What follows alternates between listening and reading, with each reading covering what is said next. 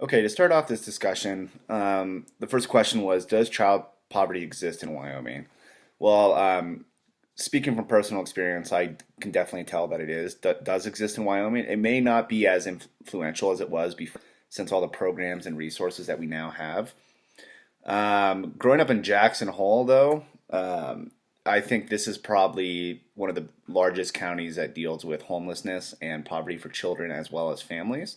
Um, it given that it is the wealthiest county in Wyoming, that only exists because people's class and middle class is what makes the money come through, which is why it's the wealthiest. But then you have the lower class families that are hardly making any money, and they're expecting to pay ridiculous rent. Like, for example, a three-bedroom apartment would be around $3,000 a month.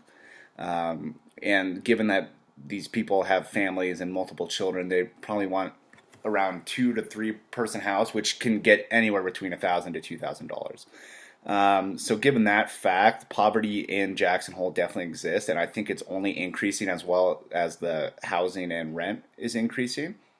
There was actually a statistic that, well, actually, it's not a statistic, but my stepmom works with these disadvantaged families, and she reported that there was 65 families who are still homeless in Jackson Hole, which is kind of surprising given everything that everyone believes Jackson Hole is all about.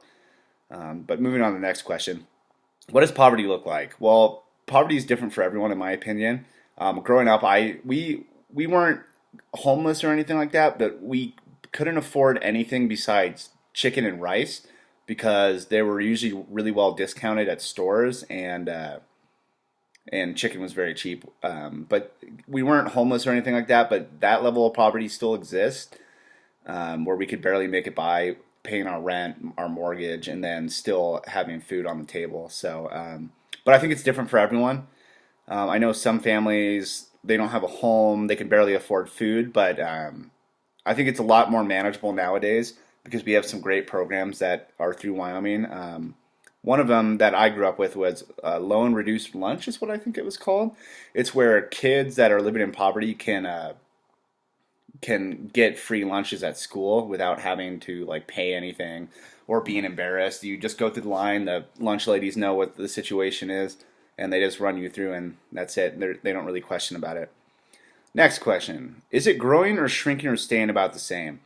Well, I think Wyoming in general, it's the poverty level is decreasing because we have such a great economy.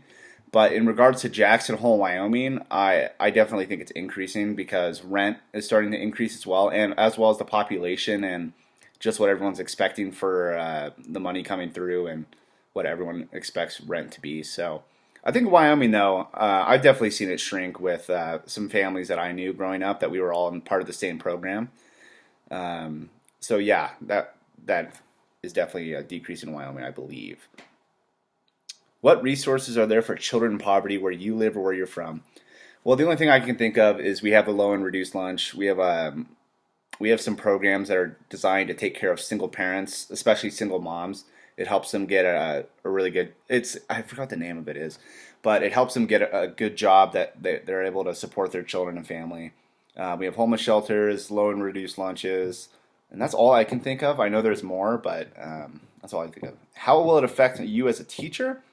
Well, as a teacher, I think our job is to make sure that the school is a safe place for these children to be, and that they shouldn't have to worry about things such as money or whether they're going to be able to eat. So I think the best thing we can do is supply them with a safe environment where we can take care of them. And if we notice that they can't afford lunch or they're not part of that program, that we help them. If you can afford it, like make some lunches for them, have some stuff in the classroom like soup or something they can just eat when they don't have anything else, and just keep it a secret from everyone else because the last thing they want to know is that the other students would want to know is that one of their classmates is struggling. So just kind of keep it away from them because it is really embarrassing for a kid not to be able to afford lunch. So I just think overall is how it'll affect me as a teacher is it's just going to be another part of the aspect of teaching, and that we should just address it the best way we can. So yeah, that's what I have for the discussion. Thanks for listening.